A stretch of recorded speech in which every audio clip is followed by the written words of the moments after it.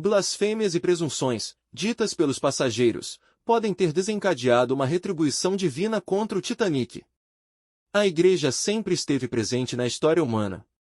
Seja como mestra ou como padecente de perseguição, seja como único farol capaz de guiar em alguma situação ou submetida ao jugo de quem a invejava e desejava destruí-la, seja como acreditada de portadora da verdade ou submetida a mentiras contra sua imaculada natureza, a Igreja, aos poucos espalhada pelos 4 pontos cardeais, assistiu ao desenvolvimento das sociedades.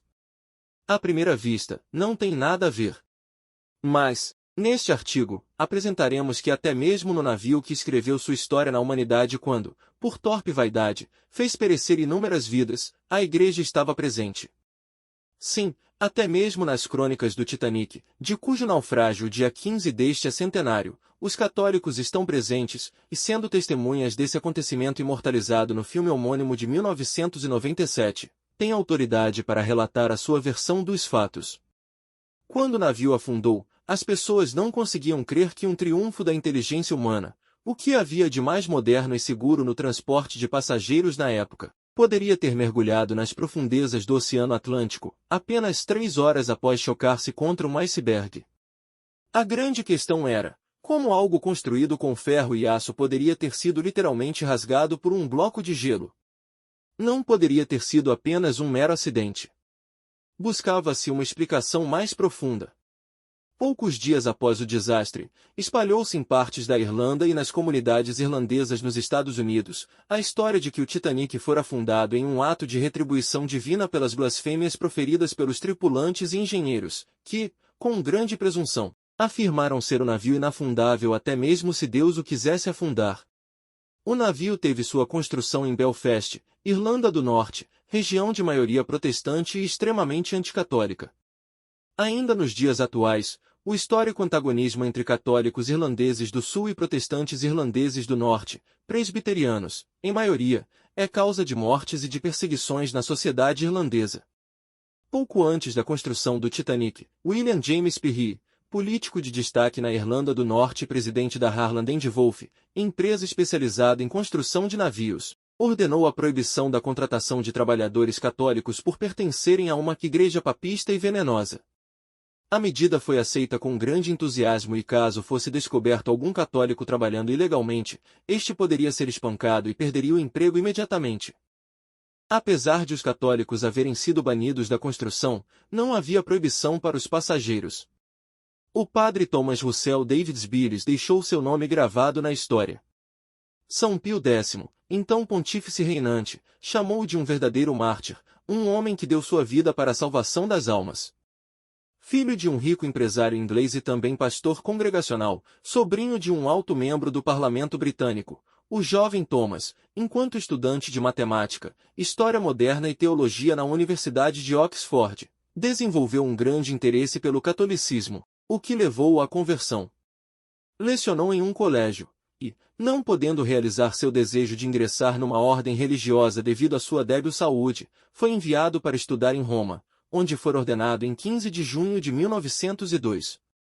Seu irmão emigrou para os Estados Unidos e também se converteu ao catolicismo, convidando o padre para assistir seu casamento.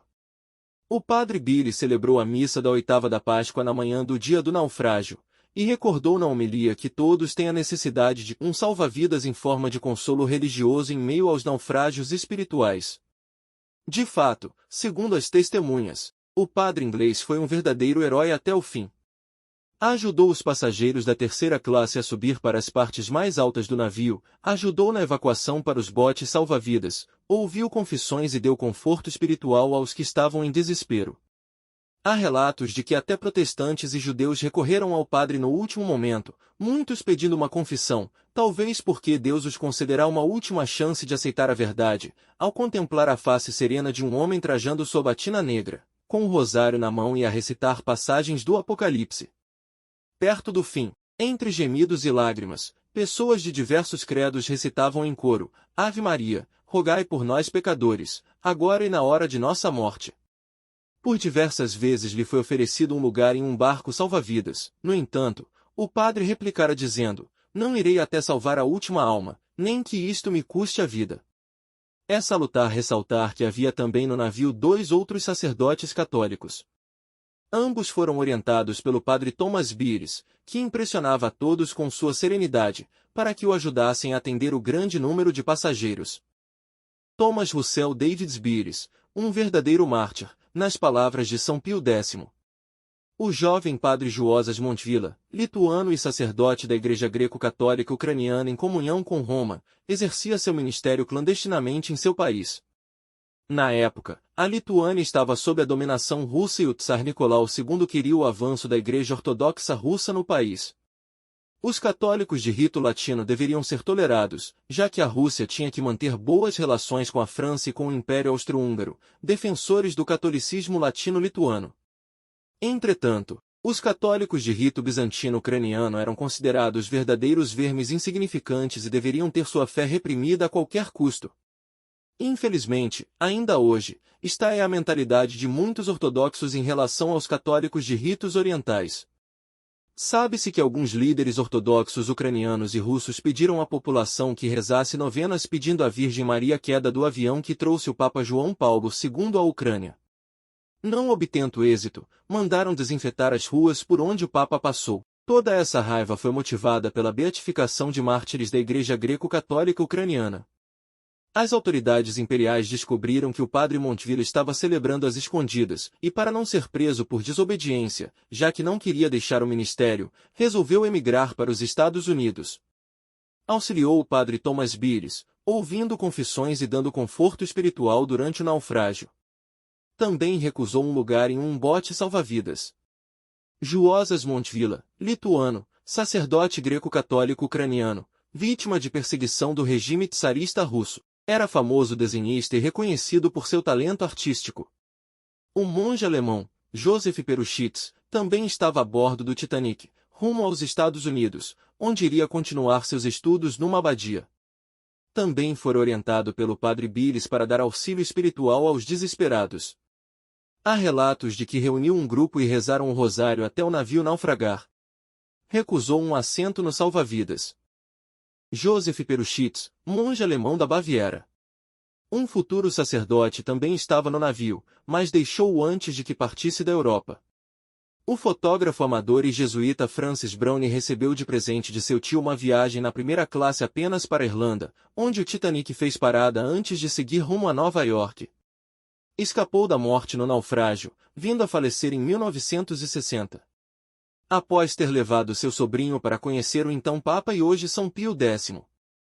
Os sobreviventes não conseguem precisar qual a última música tocada pela banda do navio. Alguns afirmam haver sido o belíssimo hino anglicano Abide with me, permanece comigo, uma oração que implora a Deus que permaneça com quem ora, durante a vida, durante as suas tempestades e durante a morte, permanece comigo. Pois rápido cai a noite e a escuridão aumenta, apesar das transgressões de minha juventude, ainda que eu tenha vos abandonado, vós nunca me abandonastes. Venha, não em meio ao terror, mas gentil e bom para enxugar todas as lágrimas, ó amigo dos pecadores. Não temo a nenhum inimigo, pois estais ao meu lado a me abençoar. Os males não me pesam e as lágrimas não me amarguram. Onde está o aguilhão da morte? Onde está, ó sepultura, a tua vitória? Eu ainda triunfarei se o Senhor permanecer comigo. Contemplo a vossa cruz diante dos meus olhos que se fecham. Que ela brilhe e seja minha luz na escuridão e me guie aos céus, na vida, na morte, ó Senhor, permanece comigo.